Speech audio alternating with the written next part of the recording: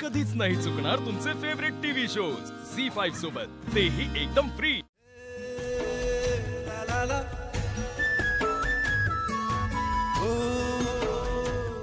काय पाना गँग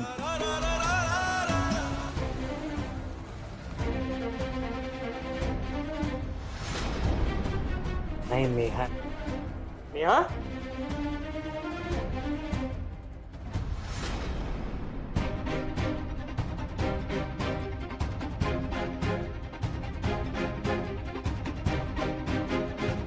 चालेल ना मी आले तर? नेहा तू इथे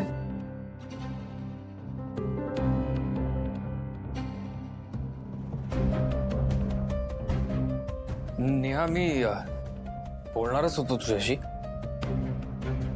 हे बघ जे काही झालं त्यासाठी आय एम एक्स्ट्रीमली सॉरी। मला जे योग्य वाटलं तेव्हा ते मी केलं।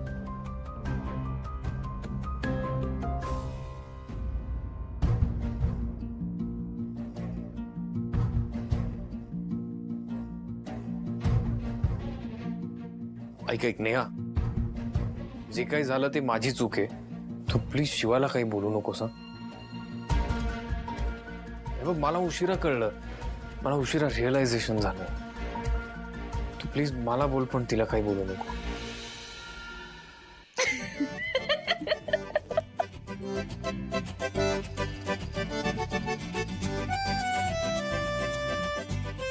शिवा, मी खूप खूप खुश आहे। तू आणि आशू फायनली एकत्र आहात। अरे हे काय चाललंय? अरे युती कधी झाली?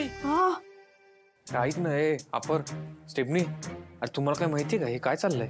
अहो मलाही नाही काही कळते, हे फर्स्ट टाइम घडते सगळं माझ्या समोर। शिवा, तू हिला मिठी मारली? अरे तिने पण मारली ना मला मिठी।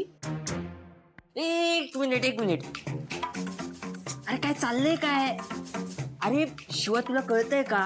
ही मुलगी आशू बरोबर लग्न करणार होती आणि हिला माहिती पण होतं की तुमचं लग्न झालंय, तरी सुद्धा लगेच तिने होकार दिला। हो मी होकार दिला होता, पण हे लग्न होणार नाही याची मला खात्री होती। काय म्हणजे हिला जी खात्री होती ना, तोच मला विश्वास होता की आशू तुला तुझं प्रेम रिअलाइज होणार। एक मिनिट हे बघा आम्हाला काहीच कळत नाही, नक्की काय झालं, कुठे झालं, मला नीट सांगा, आम्हाला काय झालं ते सांगा। बरं ठीक आहे, थांबा मी सांगते काय झालं। काय झालं, सगळ्यात आधी जेव्हा मी शिवाला भेटले तेव्हा आमची खूप चांगली मैत्री झाली आणि मग त्याच्यानंतर आम्ही बऱ्याचदा भेटलो।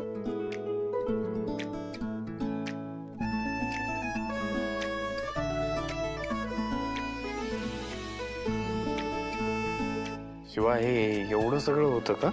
शिवा मानला बाबा, म्हणजे खतरनाक प्लॅन केला, एक नंबर प्लॅन। काय रे?